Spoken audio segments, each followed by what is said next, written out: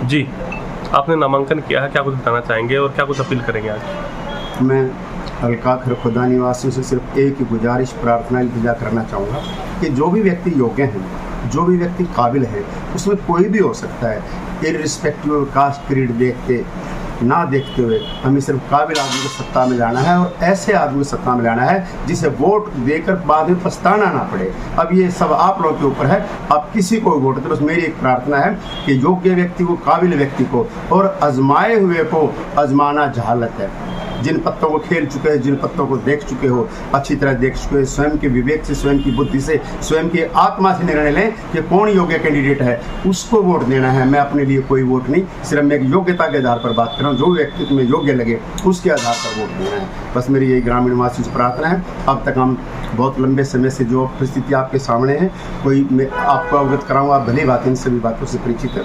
आप खुद अपने आत्मा और विवेक के आधार पर वोट दें और फिर बार बार यही कि योग्य व्यक्ति को वोट दें। दो तरह के आदमी होते हैं, एक होता है लीडर माने होता है नेतृत्व करने वाला, एक होता है लैडर, LADDER। लैडर माने होता है सीढ़ी। कुछ लोग सीढ़ियों के दम पर, लैडर के दम पे आप तक पहुंचना चाहते हैं। इस देश को, अपने हल्के को एक लीडरशिप की जरूरत है, ना कि लैडरशिप की जरूरत है। मैं प्रणाम करता हूं आप सबको।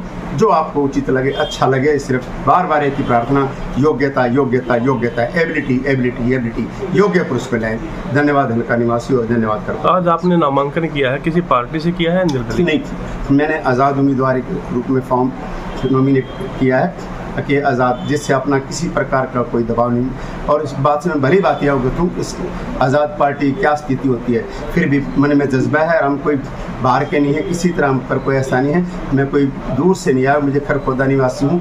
हमें सब अच्छी तरह जानते हैं, हमें, हमारे परिवार को, हमारे भाई को, सबको, कि हमारे किस प्रकार का विचार रहे, किस प्रकार की सोच रही है और किस प्रकार का 1983, 84, 85 से और आगे लंबे समय तक संस्थाओं की स्थापना करना, चाहे युवा संघर्ष व कल्याण समिति हो, चाहे संगम ड्रामेटिक क्लब हो। सबसे पहले खरखुदा में 15 अगस्त मनाई थी जैना धर्मशाला में, तो सर वो आप लोगों ने मनाई थी। सबसे पहले खरखुदा में लाइब्रेरी खोली, तो सर वो आप लोगों ने खुलाई थी।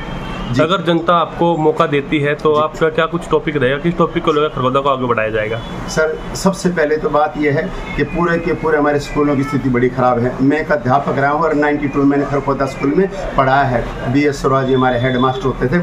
मैं शिक्षा जगत से जुड़ा हुआ व्यक्ति हूँ और इसलिए मैं तो शिक्षा पर सब जोर दूँगा। सफाई व्यवस्था, लोकल अरेंजमेंट है वो यहाँ की MCD जो भी हमारी कमेटीज़ हैं ये कराएं। और ऊपरी लेवल पे ये है कि जितना भी संभव हो सकेगा करूँगा। और एक बात के साथ मैं अपने विचार को विराम दूंगा कि कम से कम अगर मैं जो सत्ता आप लोगों के आशीर्वाद से अगर ये चीज़ नौकरी करने का मौका मिलता है तो हमें कम से कम 60 तनख्वाह मिलेंगी। लगभग हमारे 60 गांव हैं, 58 खांडा सिसाना AB करके इसको मान सकते हैं। मैं एक ही महीने की तनख्वाह नहीं लूँगा और जो भी तनख्वाह मिलेगी वो पेंशन की हर गाँव को अल्फ़ाबेटिकली उसके क्रमांक के अनुसार से जो भी पैसा मिलेगा सरपंचों को सबका सब बांट दिया जाएगा। और मैं एक घोषणा और करता हूँ, आज जो मेरी प्रॉपर्टी है, हर साल मैं अपनी प्रॉपर्टी घोषणा करूँगा, अपने बेटे की प्रॉपर्टी घोषणा करूँगा, अपनी वाइफ की प्रॉपर्टी घोषणा करूँगा, जिससे कल कोई ये ना कह सके कि इन्होंने लूट मार कर ली है। हम छायादार वृक्ष थे, जमाने के काम आए और सूख गए तो जलाने के काम आए। सहदेव से बचपन से मेरा इतिहास खरखुदा है जाना जा सकता है, हमारे फादर का इतिहास जाना जा सकता है। ये कोई दूर नहीं, इसके बारे में पता नहीं किया जा सकता।